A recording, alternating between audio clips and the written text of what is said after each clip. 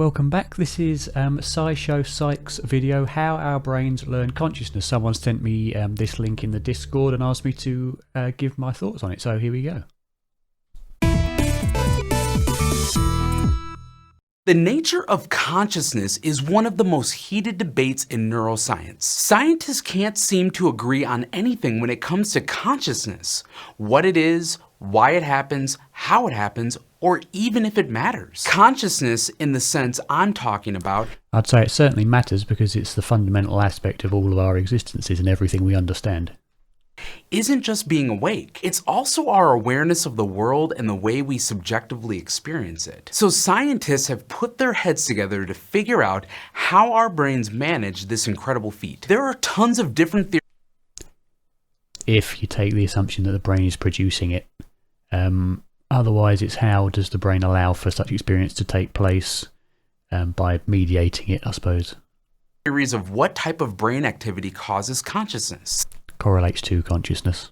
Some of them rely on specific brain areas like the prefrontal cortex, thalamus, or anterior insula. Others focus more on the rhythm of neurons firing, which neurons fire together, or the way networks of neurons interact with each other. And some link consciousness to chemical messengers like dopamine and GABA in the brain. One of the problems with all of these theories is that not all brains are the same, and brains can even change over a person's life. But that doesn't necessarily make someone less conscious. In some people, those brain chemicals might be more or less active. Sometimes babies are born with entire parts of their brain just...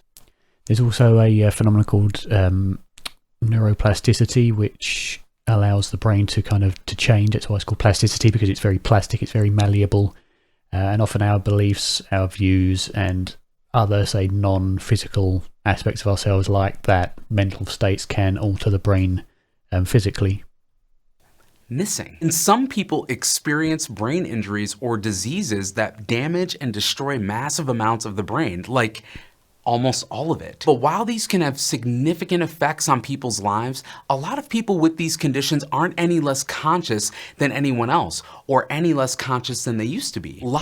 Generally, I don't see how one can be conscious to degrees if we're talking about consciousness as being aware, not necessarily the contents of it, as in thoughts and feelings and emotions, but simply being aware of something, being aware of being alive, because either you are or you're not. There's no kind of in between, sort of half conscious, because if you're half conscious, you're aware of something by definition, so you're conscious. So there's either yes, you're conscious, or no, you're not. I don't see any kind of gradient of consciousness, only gradient of clarity and gradient of, I suppose, sentience. Of brain functions are plastic, meaning that if a critical brain area gets damaged or destroyed, the brain can rewire and reorganize itself to compensate for that damage. So for example, a lot of people who are blind actually process some sounds in the visual parts of the brain. So maybe consciousness is plastic too, but that would mean that consciousness... But again, it can't really be plastic if it's either there or not, and there's no real in between. Again, the level of sentience and the level of self-awareness can be plastic, I suppose, in the sense that some brain injury may cause one to become less self-aware or less aware of moral beliefs or memory access or things like that. But generally, in terms of being conscious, if you're aware of something, aware of anything, just the state of awareness, that can't really change, because it's either a pure awareness or it's not there. Isn't just some inherent property of specific neural firing patterns. It could mean that consciousness is something our brains learn and keep relearning. This is called the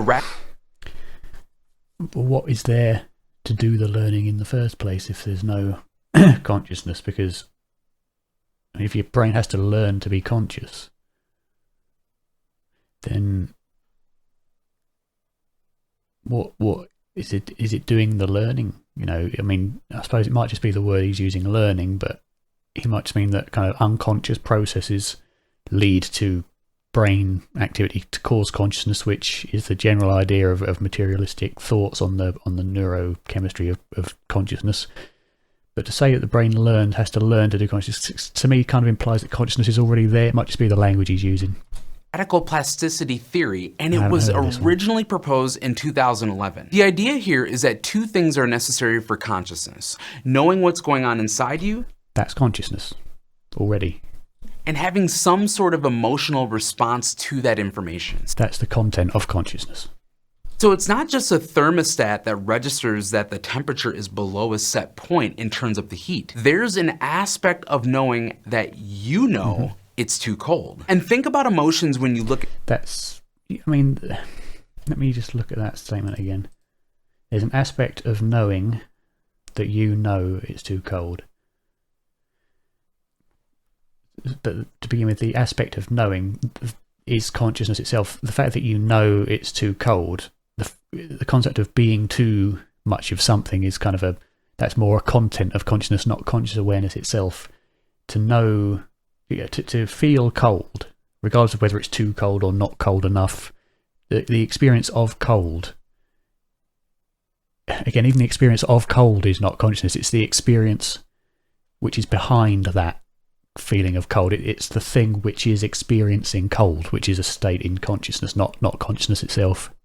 too cold. And think about emotions when you look at something green. Part of the experience might be associating it with the color of your first car, the feeling of jealousy, or a stoplight signaling go. And both of these factors, being aware of what's going on inside you and having an emotional response to it, require learning. And learning requires plasticity. Learning.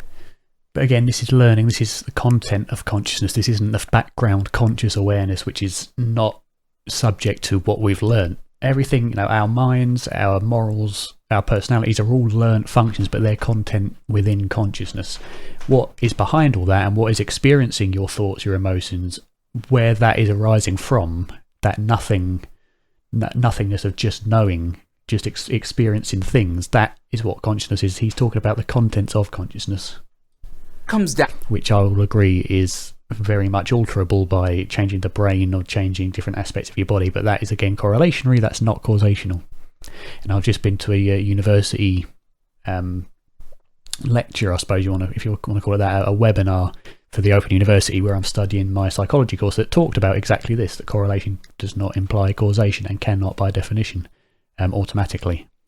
Down to strengthening and weakening connections between neurons. And as they say, neurons that fire together wire together. Everything we experience is represented in our brains by patterns of neurons firing. So if you see a dog, a pattern of neurons in your visual system that represents the shape of the dog will start firing. Then at some point you see a dog's shape and someone points and tells you it's a dog. The visual representation of a dog is now linked to the concept of a dog. And in the future, when you see a dog, both the visual representation and the conceptual representation will be activated. Now, let's say you've been bitten by a dog a couple times.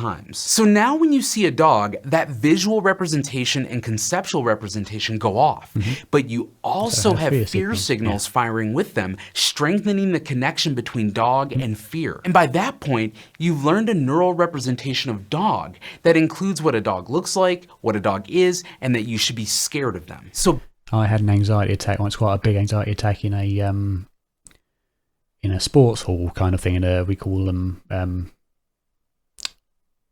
kind of leisure centres over here. It was just a big sports hall, and now every time I go into a sports hall of similar kind, I always experience kind of an anxiety response. The same kind of thing here. It's conditioning. It's a form of conditioning response. back to radical plasticity theory. In this idea, the brain is learning in a few different ways at once. First, it's learning the basic neural representations of things. Then, it's learning the fact that we have representations of those things and the fact that those representations are tied to experiences and emotions. So we end up with representations of the representations. And with this hypothesis, our brains are both constantly learning and learning what they know. In other words, we're always learning and relearning consciousness. And so we're always learning and relearning the contents of consciousness. If part of our brain is damaged, we don't necessarily lose consciousness because what's left of our brain just learns how to be conscious on its own. So Let's put it this way. Could you reasonably say when you were a baby, after you were just born, and you had no context of what everything meant and putting it together, would you say that at that point you were conscious? Maybe you didn't have the formations to either create memories or access memories in whatever way that works in the brain. But could you reasonably say that babies, newborns, are conscious? Most people would say yes. Before all of this that he's talking about takes place, all the gathering of information and conceptualization to form kind of the beliefs and the representations that we have of what's what and what it means. So that's what I'm talking about. That's what consciousness is before all of that. And at the background of all of that. May not actually be set in stone. We may not be born with it in its final form. It may actually be a constant evolving process. And that is a pretty cool thing to be aware of. And speaking of learning. Yeah, but again, that's the contents of consciousness that evolves over time, not the pure. You can't evolve levels of consciousness if you define consciousness as I do, which is just being aware of, just being aware of something, of things, or maybe not even of things, but just being aware that you exist.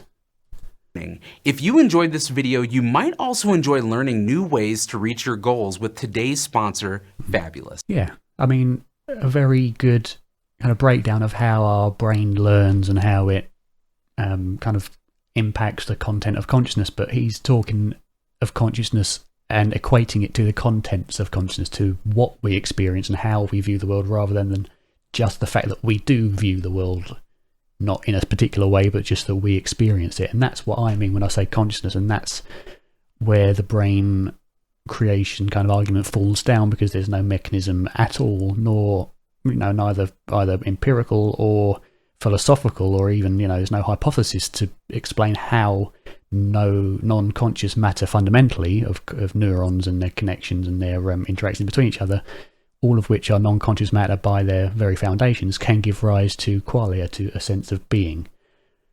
And that's kind of what we mean when we say consciousness in this kind of field. That isn't what we'd call consciousness, that's what we'd call the content of consciousness. Whether you agree with me, whether you don't, let me know either in the comments or drop me an email at darren@seeking-i.com.